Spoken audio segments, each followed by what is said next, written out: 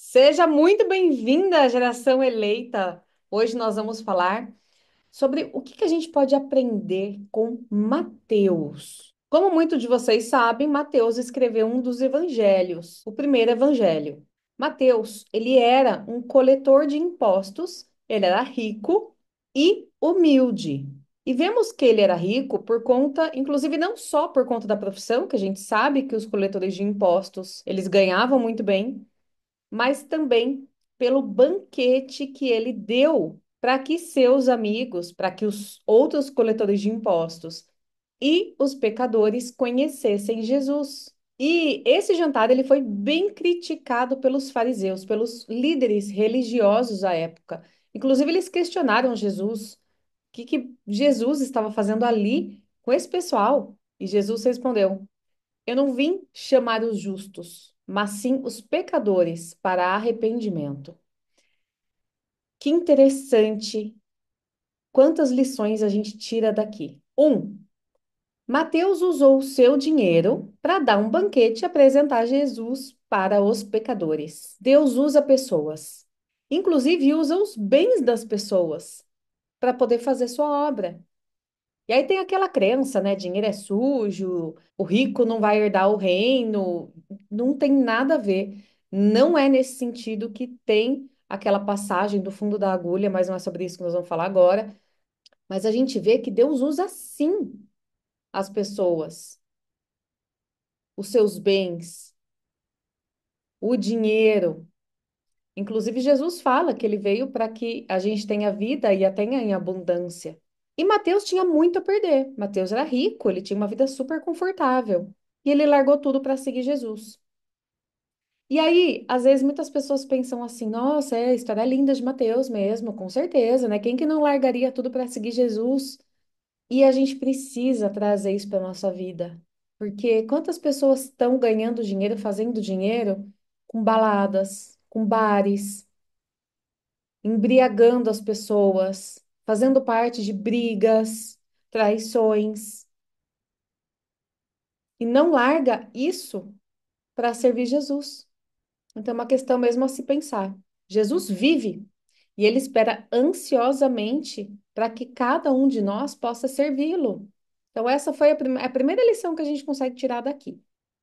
A segunda é que Jesus foi bem claro com os líderes religiosos, que ele não estava lá pelos justos, ele estava sim pelos pecadores. E ao mesmo tempo, nós sabemos que a gente também não deve sentar na roda dos escarnecedores. Como que a gente traduz e junta isso para a gente saber a vontade de Deus? Não assentar na roda dos escarnecedores é diferente de você isolar e tratar com preconceito quem vive em pecado, porque pecadores todos somos, mas quem vive em pecado.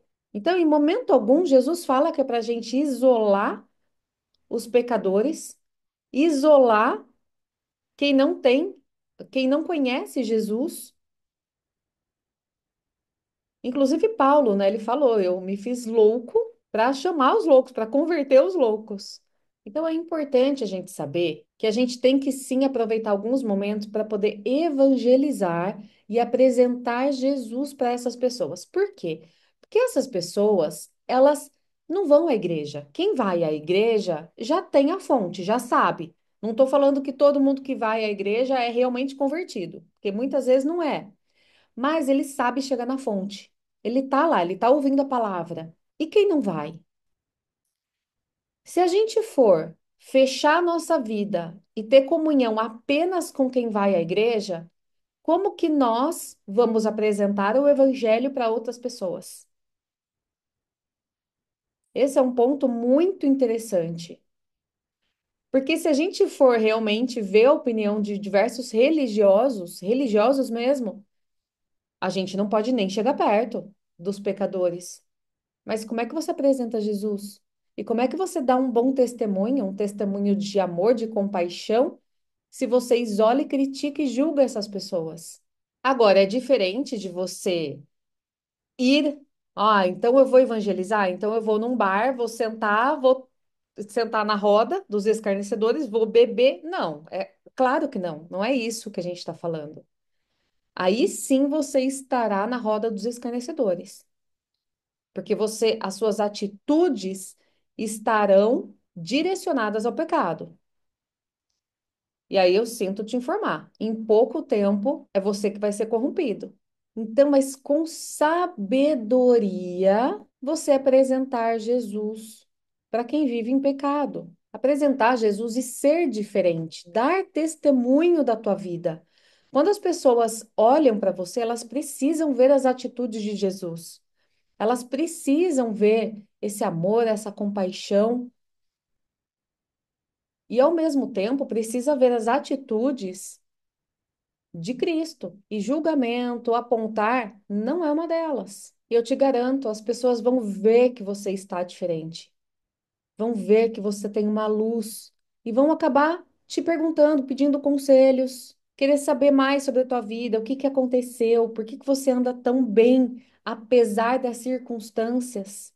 E tem uma lição muito legal, muito importante também que Mateus traz para a gente, que é sobre o propósito. Quais eram as habilidades de Mateus? Ler, estudar, escrever. Essas já eram as habilidades, já eram os talentos de Mateus. E o que que Jesus fez com esses talentos? Falou para Mateus registrar o que ele observava ao caminhar com Jesus. E a gente vê que o livro de Mateus, ele é muito detalhado. Inclusive, Mateus faz muita referência ao Antigo Testamento para provar, comprovar que Jesus é o Messias. Ele cita muito, cita livro de Isaías, ele cita o Antigo Testamento, inclusive Mateus ele vem da tribo de Levi, que eram os que serviam às outras tribos. Por isso que ele acaba falando muito, trazendo muito o Antigo Testamento. E muita gente se questiona, né? Ai, qual que é o meu propósito? Que será que Deus tem para mim? Quais são os seus talentos? São as suas habilidades, suas experiências. Isso vai revelar o seu propósito.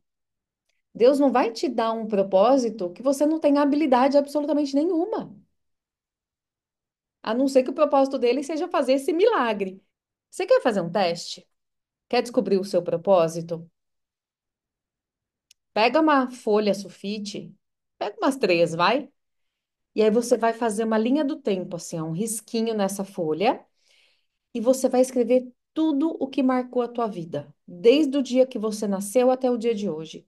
Todos os fatos, todas as experiências, os elogios de talento, de habilidade, tudo o que aconteceu de importante que você se recorde, coloque nessa linha do tempo no papel, mas coloque mesmo, não fique só na mente, não. Coloque no papel. E depois você vai olhar de longe, vai olhar tendo uma visão global, e eu tenho certeza que esse teste, que essa ferramenta vai trazer muita clareza sobre o seu propósito. E por último, as pessoas conheciam Mateus como coletor de impostos. E isso era quase um xingamento à época, né? Eles odiavam os coletores de impostos. Porém, não é assim que Jesus via Mateus. Inclusive, Jesus convidou Mateus e Mateus foi um de seus apóstolos. Jesus convidou Mateus para andar com ele. Jesus sabia que Mateus era um filho de Deus. Então, não permita que alguém tente te rotular como alguma coisa. Não permita, porque eu tenho certeza que se Deus te rotula como alguma coisa, ele te rotula como filho, como filha, que ele ama de forma absurda, que sequer a gente consegue entender o nível de amor que Deus tem por cada um de nós. Tenha um ótimo dia. Até o próximo personagem.